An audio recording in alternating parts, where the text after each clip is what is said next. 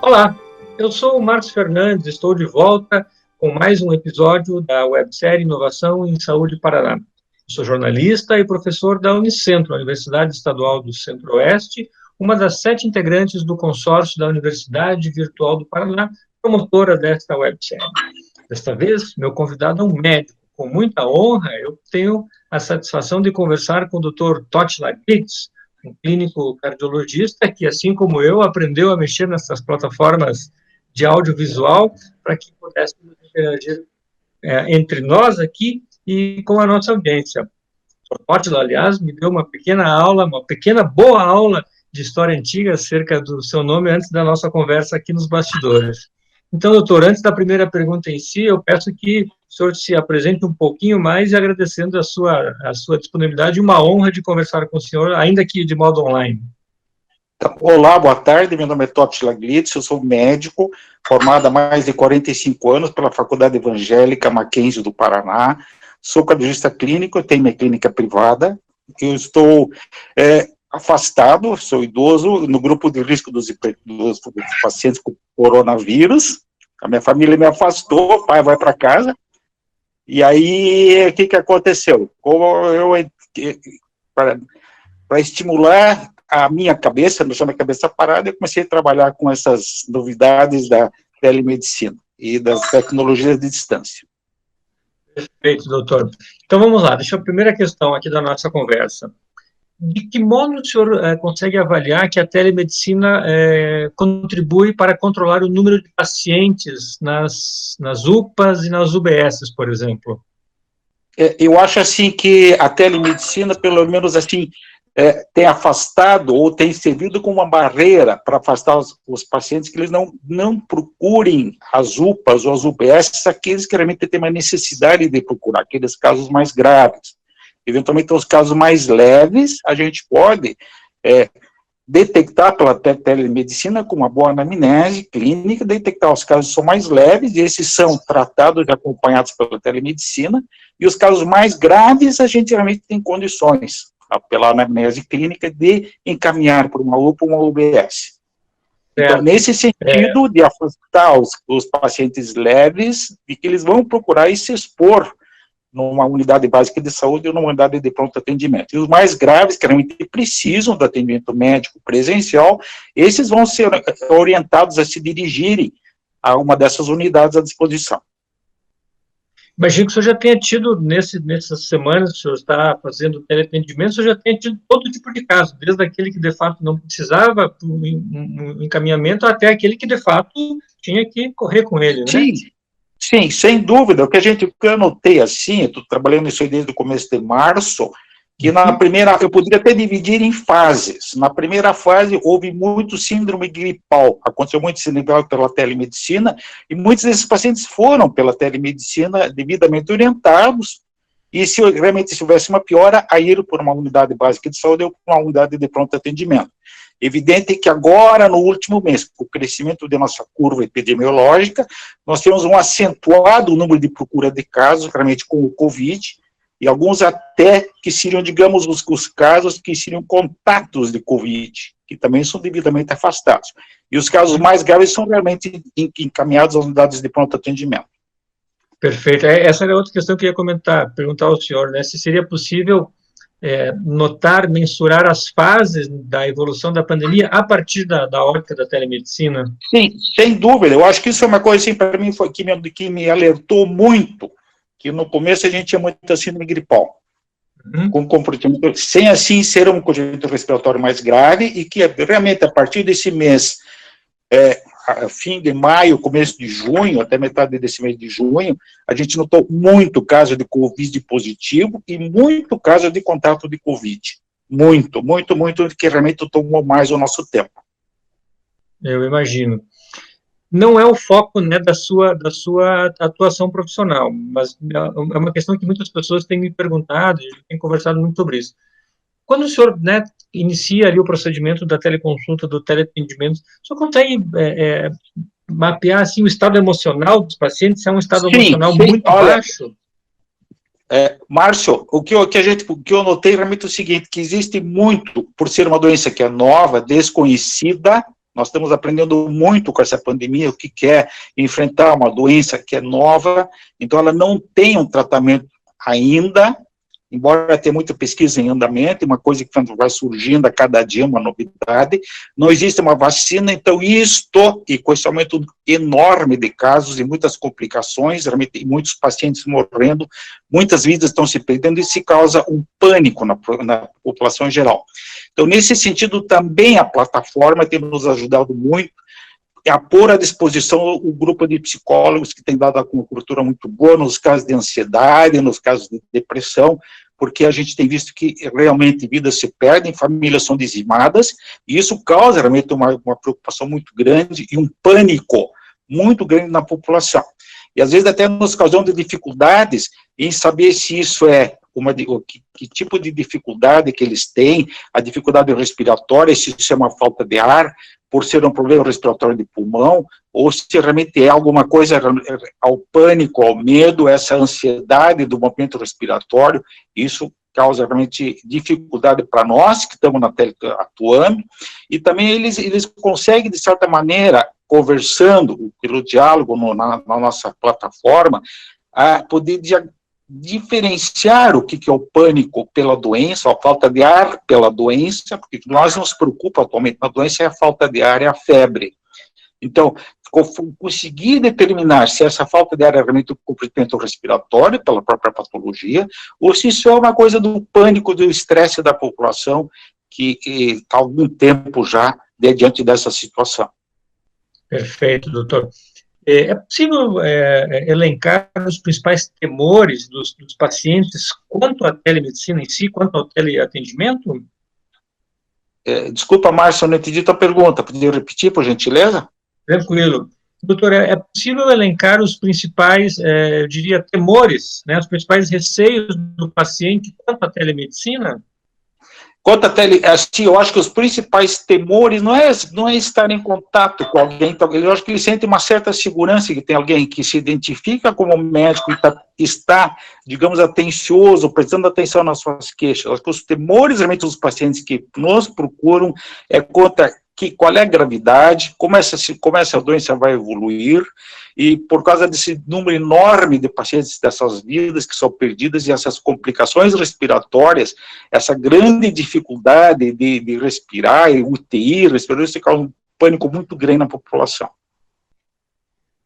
Agora vamos inverter o raciocínio. As principais dificuldades dos profissionais, dos médicos que estão fazendo a expertise, o atendimento discrecional. É uma pergunta muito interessante, que eu acho que, digamos, a minha dificuldade pessoal muito grande, a maior delas, é realmente diferenciar a falta de ar, a dificuldade que eu coloco como uma das questões na conversa, que nós chamamos do chat com os pacientes, a dificuldade de encher os pulmões de ar. Essa é a maior dificuldade que eu pessoalmente tenho encontrado. Como saber se essa dificuldade de encher os pulmões de ar, se isso é por um comprometimento pulmonar, que nós sabemos que a doença tem, causando uma hipoventilação e uma dificuldade de encher os pulmões de ar, ou se essa dificuldade de encher os pulmões de ar é por um problema emocional, por estresse devido a esse desconhecimento dessa patologia ainda. Nós não sabemos como vai ser o dia de manhã de um paciente que tem Covid. Eles ficam muito preocupados assim, será que eu vou ter que ir para a UTI? Será que eu vou ter que ir para o respirador? Será que eu vou sair do respirador? Embora tenha aparecido muitos casos, felizmente, graças a Deus, de pacientes bem-sucedidos, apesar da longa permanência e UTI e respirador, muitos são bem-sucedidos. Mas isso ainda causa muito pânico e medo na população. Deixa eu aproveitar esse gancho, doutor. Em outra entrevista que eu fiz dentro dessa mesma websérie com a doutora Janine Rolim, que é uma psicóloga, eu perguntei a ela se, no caso do teleatendimento em psicologia, se era essencial que o paciente abrisse o vídeo, ou se podia ser só por áudio, só por telefone. E ela me disse que no campo da psicologia não era obrigatório, era desejável, né, que o profissional pudesse ver o paciente ali, porque é mais atencioso, é mais fácil de trabalhar, de diagnosticar. No seu caso, o vídeo é essencial, né? Ou será que dá Eu para acho assim, eu acho que eu posso, o vídeo para mim não se torna uma peça, uma ferramenta essencial, digamos, fundamental, que o meu trabalho não possa ser desenvolvido, digamos que eu precisaria do vídeo para desenvolver. Eu consigo, muitas vezes, detectar, pela própria conversa, como é que está a situação do paciente. Eu acho que, naturalmente, isso é uma coisa de a gente trabalhar, digamos, esse tempo que a gente está trabalhando com a telemedicina, ou com essas plataformas, nos dá uma noção e nos dá uma facilidade de como, pela comunicação com o paciente na conversa, de como eu poder detectar essa situação dele. Inclusive, eu já tenho na minha cabeça, depois desse tempo, as perguntas que eu devo fornecer aos pacientes. Eu já tenho elencado dentro da minha cabeça que tipo de pergunta que eu vou fazer, como é que ele me responde, como é que eu vou solicitar a ele outras respostas e que tipo de perguntas que eu vou fazer. Então, tudo isso naturalmente requer um tempo, requer uma experiência que a gente vai adquirindo com o trabalho em cima disso, né? Feito. Claro, sem citar nomes, não é esse o objetivo, mas seria possível o senhor mencionar assim, um ou dois exemplos complexos que o senhor teve, que o senhor teve, o senhor mencionou essa questão da respiração, do encher o pulmão de ar, né? Alguma outra situação que foi muito complexa de fazer o teleatendimento e que mereceu um retorno, ou o senhor pediu exames, enfim, algo mais... O que me chamou muita atenção é, digamos assim, pela alta velocidade de propagação do vírus, eu chamo a atenção o comprometimento e pela aglomeração de pessoas, esse comprometimento assim, de famílias. Eu tenho visto muitos grupos familiares inteiros comprometidos, e inclusive comprometidos, e algumas inclusive mortes em grupos de famílias inteiramente comprometidos. Então, recomendando sempre afastamento, aglomeração é um problema muito sério, e sempre, a gente tem visto também muito problema de sair de casa e usar a máscara de uma maneira que não é nem recomendada, nem da maneira correta e nem da maneira recomendada. Alguns até sem máscara, a máscara no ombro, a máscara no queixo, a máscara no cotovelo, em qualquer lugar, menos no devido lugar que deveria de ser, né? Então, isso também corrobora para que o vírus tenha maior propagação e causa, então, esse grande número de pacientes infectados. No caso da máscara, então, ou ela está no rosto, ou ela tem que estar embalada, higienizada. Não pode estar na mão, no cotovelo, na orelha, lugar nenhum, né? Não, o uso da máscara, ela tem que cobrir o nariz e cobrir a boca. Ela tem que estar para baixo do queixo e um pouquinho para cima do nariz. E o grande problema meu e teu é que nós usamos óculos. O pessoal que usa lente, o meu embaça com muita facilidade. Então, é uma coisa muito séria. É um problema. Seríssimo, doutor. Verdade. Deixa eu lhe perguntar, já encaminhando para o final, deixa eu lhe perguntar. Antes do senhor iniciar a consulta em si, né, o diagnóstico em si, tem um protocolo que o senhor segue para efeito de registro desta consulta? Quer dizer, o senhor informa o dia ou a hora, o seu nome? De início, o que acontece que na própria plataforma existem os bolsistas que encaminham os pacientes. Eles têm uma orientação para uma professora, e daí eles são encaminhados para os médicos, por grupos de psicólogos. E aí a gente sempre inicia com o atendimento, eles vão ser encaminhados, e a gente inicia se identificando e se pondo à disposição. Eu estou aqui, eu sou fulano de tal, boa tarde, eu estou à disposição, eu posso te ajudar no quê? Uma coisa assim bem confortável, tentando trazer o paciente na conversa bem perto de você.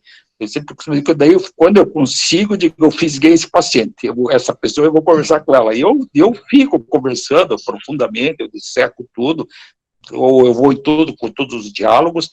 Eu não canso de gastar tempo, porque eu acho que a gente pode transmitir uma segurança e pode dizer que do outro lado alguém está preocupado com a situação e alguém que possa, evidentemente, ajudar.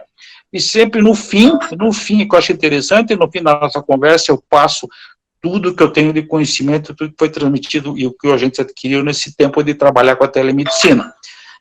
O vírus em si, a velocidade de propagação, as medidas de contenção da doença, o isolamento, os principais sintomas, se você sentir isso, procura o UBS-UPA, se sentir o principalmente a febre, a falta de ar, procura uma UPA ou UBS, e você, às vezes, não está à vontade, se tiver qualquer dúvida, você pode fazer o contato de novo por esse mesmo canal. E se for o Perfeito. caso, também agora nós já estamos com as nossas receitas, o nosso receituário devidamente abalizado, devidamente validado pelo CRM, pelo nosso Conselho Regional de Medicina, então isso também nos Uhum, facilita muito no trabalho. De início é uma dificuldade, porque a gente emitia receita, e muitas vezes o farmacêutico não tinha, digamos, como validar a receita. Agora já temos validado a receita, isso também nos tem ajudado muito no nosso dia a dia. perfeito, doutor. Últimas questões. No presencial, muitos familiares costumam acompanhar os pacientes, né? Isso tem se repetido também no online?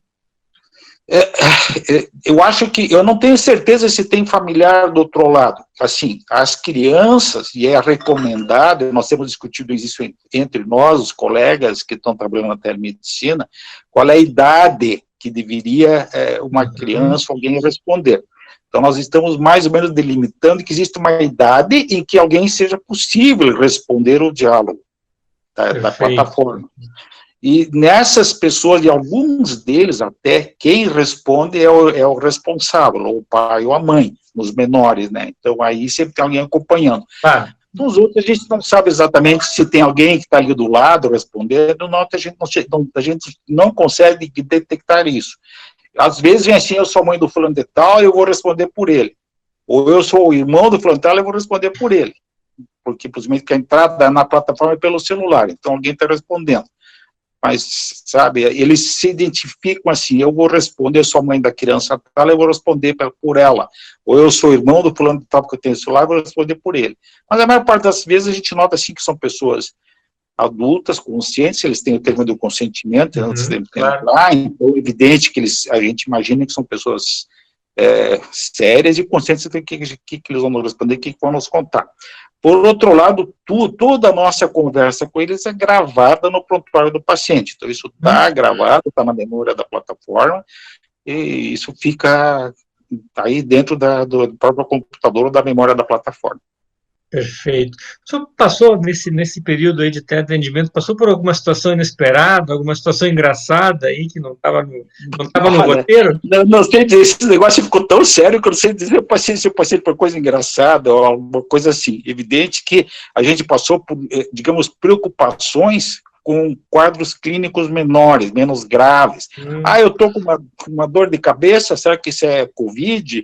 Eu estou com, sabe, situações menos graves, assim, se questionando para nós se essa é realmente, pela preocupação, se isso realmente seria uma Covid, que tipo de situação que é. Então, nisso também a plataforma ajudou muito. Evidente, o paciente que está com dor de cabeça, ele vai para uma UPA, ele vai ficar mais preocupado. Então, ele não precisa se expor, e a plataforma tem nisso também auxiliado esse tipo de pessoas.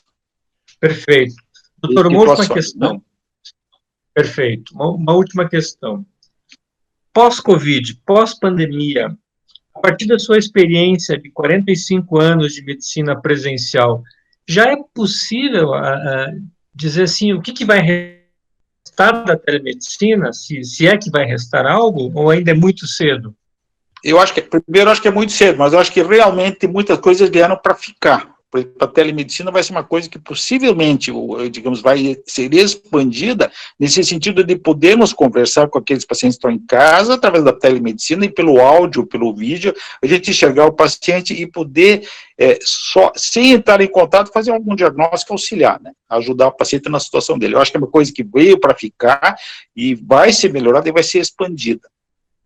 Perfeito. Doutor, infelizmente eu preciso encerrar, nós extrapolamos um pouquinho o tempo, mas um prazer conversar com o senhor, uma honra conversar, e eu pediria uma mensagem final sua para a nossa audiência aí, sejam aqueles que já usaram a plataforma ou aqueles que, enfim, podem vir a usar, né? De início a gente achava assim que a gente ia passar por uma pandemia, uma situação difícil, a gente desconhecia o que seria isso, a gente continua muitas vezes questionando o que é, o que não é, mas tudo que vem para nós, digamos, nós temos que ver de uma maneira positiva. Então, essa pandemia veio, possivelmente, uma situação para corrigir muitas discrepâncias, distorções que estão acontecendo. Exemplo, nós podemos ver que o nosso mundo, a Baía de Guanabara está mais clara, os peixinhos de Veneza estão aparecendo, o céu da China está mais limpo. Então, não tem isso positivo. Graças a Deus, nós estamos estamos evoluindo, estamos indo razoavelmente bem, e nós vamos sair dessa melhor do que nós entramos, se Deus quiser. Amém, doutor. Que o senhor esteja Muita correto. muita fé, amor e esperança. Palavras sábias. Doutor Totila, muito obrigado pela sua participação, pela sua gentileza, pela sua simpatia e conhecimento. Que possamos, quem sabe, nos encontrar em algum momento presencialmente para um café e um abraço aí. Muito obrigado pela sua presença. Obrigado, Márcio, pela oportunidade de transmitir aos teus ouvintes, teus leitores, transmitir um pouco do que a gente conseguiu aprender nesse tempo com essa pandemia, e principalmente com essa plataforma que tem sido uma mão de obra muito valiosa no Estado e no país, porque pessoalmente, algumas vezes até conversei com gente do Pará, eu conversei com gente do interior de Minas, muita gente de São Paulo, então eu acho que isso foi um ganho muito positivo, e, assim, para nós todos, como profissionais de saúde, e para as pessoas que tiveram acesso a isso. Perfeito. Muito obrigado, doutor. Uma boa tarde para você e uma boa semana, tá? Tchau, tchau. Até, tchau, tchau. Perfeito. Muito obrigado à nossa audiência também. E voltamos com outros episódios da nossa websérie. Acompanhe aqui no site que aparece embaixo da tela, o nosso evento Inovação em Saúde Paraná. Muito obrigado, fiquem bem e até a próxima.